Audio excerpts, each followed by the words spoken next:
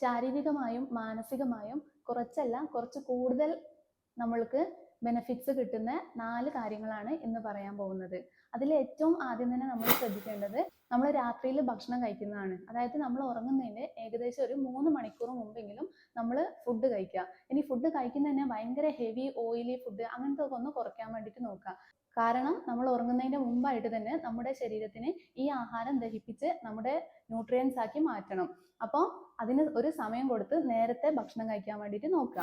ഇനി രണ്ടാമത്തെ കാര്യമാണ് നമ്മൾ ഉറങ്ങുന്ന സമയം. അതായത് രാത്രി ഒരു 10 മണി അല്ലെങ്കിൽ ഒരു 10:30 ആ ഒരു സമയത്ത് പരമാവധി നമ്മൾ ഉറങ്ങാൻ വേണ്ടിയിട്ട് ശ്രദ്ധിക്കുക. ഇപ്പോൾ പല കേസും നമ്മൾ നോക്കുകയാണെങ്കിൽ തോന്നിയ സമയത്താണ് ഉറങ്ങുന്നത്, തോന്നിയ സമയത്താണ് എണീക്കുന്നത്, അങ്ങനെയാണ് ആൾക്കാർ പറയുന്നത്. അപ്പോൾ അവർക്ക് അതിൻ്റെതായ കുറേ ഹോർമോൺ റിലേറ്റഡ് അല്ലെങ്കിൽ മെറ്റബോളിസം റിലേറ്റഡ് കുറേ പ്രശ്നങ്ങളുണ്ട്. അപ്പോൾ ഈ പ്രശ്നങ്ങളൊക്കെ ഒരു പരിധി വരെ നമുക്ക് കുറയ്ക്കാൻ വേണ്ടിയിട്ട് പറ്റും ഈ ഒരു കാര്യം ശ്രദ്ധിക്കുകയാണെങ്കിൽ.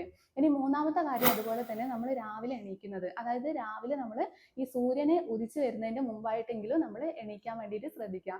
കാരണം എന്ന് വെച്ചിട്ടുണ്ടെങ്കിൽ നമ്മുടെ ഹോർമോൺസ് ആയിട്ടുള്ള കോർട്ടിസോൾ ആണെങ്കിലും നമ്മുടെ ഇൻസുലിൻ സെൻസിറ്റീവ് അതാണല്ലോ ഇപ്പോഴത്തെ ഏറ്റവും വലിയ പ്രശ്നം. അതുപോലെ തന്നെ നമ്മുടെ മൂഡ് സ്റ്റെബിലൈസ് ചെയ്യുന്ന സെറോട്ടോണിൻ ആണെങ്കിലും ഇതുപോലെ തന്നെ ഒരുപാട് ഹോർമോൺസിന്റെ ആക്ടിവിറ്റീസ് രാവിലെ എണീക്കുമ്പോഴാണ് ശരീരം ഒന്ന് ബാലൻസ് ചെയ്യുന്നത്. അപ്പോൾ ഈ ഒരു ബാലൻസ് കൃത്യമായിട്ട് നടക്കണമെങ്കിൽ നമ്മൾ രാവിലെ നേരത്തെ എണീക്കാം. ഇനി എണീറ്റ ഉടനെ തന്നെ നമ്മൾ ഫോൺ എടുത്ത് സ്ക്രോൾ ചെയ്യുക അങ്ങനത്തെ ഒന്നല്ല ചെയ്യേണ്ടത്. കുറച്ചു നേരം മെഡിറ്റേഷൻ അല്ലെങ്കിൽ പ്രാർത്ഥിക്കുക അങ്ങനത്തെ കാര്യങ്ങളൊക്കെ കുറച്ച് റിലാക്സ്ഡ് ആയിട്ട്, അതായത് മൈൻഡ് റിലാക്സ്ഡ് ആയിട്ട് കുറച്ച് ആക്ടിവിറ്റീസ് ചെയ്യുക.